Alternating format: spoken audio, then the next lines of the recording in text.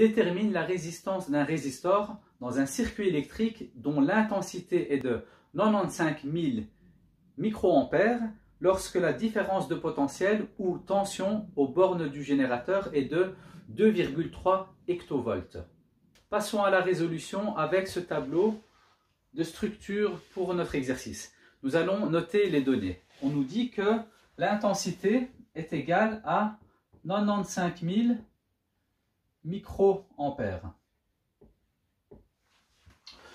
On nous dit aussi que la différence ou tension aux bornes du générateur est de 2,3 hectovolts. Donc je note ici la tension qui se note grand U qui est égale à 2,3 hectovolts. Ensuite, au niveau des inconnus, on nous demande de déterminer la résistance électrique. Eh bien ici, la résistance électrique, c'est notre inconnu. Et donc, nous attendons une réponse en ohms, puisque le ohm est l'unité de la résistance électrique. Donc, je note ici une réponse que l'on attend en ohms. Ensuite, on va noter la formule qui reprend la résistance, l'intensité ainsi que la tension aux bornes du générateur. Et ce qui relie ces trois grandeurs, c'est la formule suivante. C'est R, la résistance, est égale à U, la tension, divisé par l'intensité. Sachant que la résistance est en ohms, que la tension est en volts et que l'intensité électrique est en ampères. Une fois cela fait, il faut vérifier si, au niveau des données, on nous donne bien une intensité en ampères. Et ici, on voit qu'on nous donne une intensité qui est en microampères. Alors, ce qu'il faut faire, c'est qu'il faut convertir les microampères en ampères.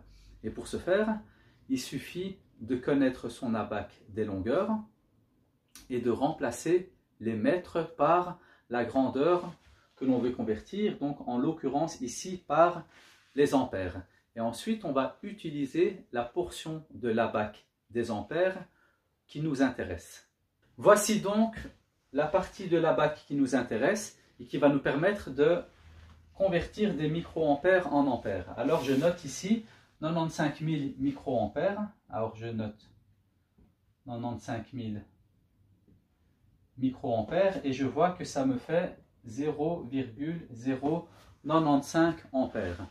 Alors ici, je note au niveau de mes données que l'intensité est égale à 0,095 ampères.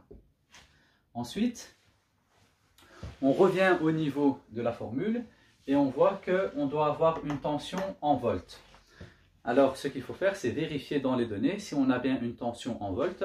Et ici, on se rend compte que la tension que l'on a est en hectovolts. Eh bien, il faudra faire une conversion entre les hectovolts et les volts. Voici donc la portion de l'abac des tensions qui nous intéresse, donc celle qui va de hectovolts à volts. Et on va donc convertir 2,3 hectovolts en volts. Donc je note 2,3 hectovolts et je convertis en volts, donc je mets un 0 au niveau des unités et j'enlève la virgule et ça me fait bien 230 volts. Eh bien, je note au niveau de mes données que la tension aux bornes du générateur est de 230 volts. Maintenant, nous avons notre tension en volts et notre intensité en ampères. Il suffit donc d'appliquer la formule afin de résoudre l'exercice. Passons à la résolution. Nous allons donc appliquer notre formule. Notre formule, c'est R, la résistance, est égale à la tension divisée par l'intensité électrique.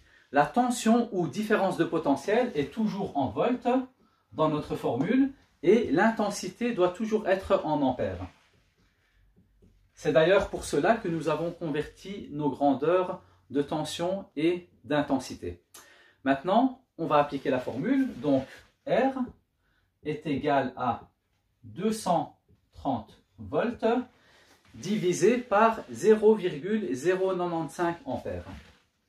Divisé par 0,095 ampères.